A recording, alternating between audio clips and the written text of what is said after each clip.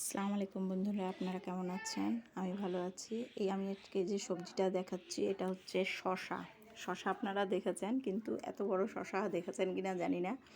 বাজার থেকে নিয়ে এসেছিলো এই বড় শসাটা। আমি আজকে সবজি রান্না করব, মানে তরকারি আর কি। এর মধ্যে একটু আলু দেব। আলু দিয়ে প্রথমে পেঁয়াজ ফোড়ন দেব, তেল গরম করব কড়াইয়ে তেল গরম করতে বসিয়ে দিয়েছি। এতে একটু কাঁচা লঙ্কার ফোড়ন দিলাম, এই পেঁয়াজ কুচি করে দিয়েছি। আর এর মধ্যে দেবো আদা রসুন বাটা, জিরে ধনা, লঙ্কার গুঁড়ো দেওয়ার পরে এতে দুই একটা আমি আলুও অ্যাড করেছি।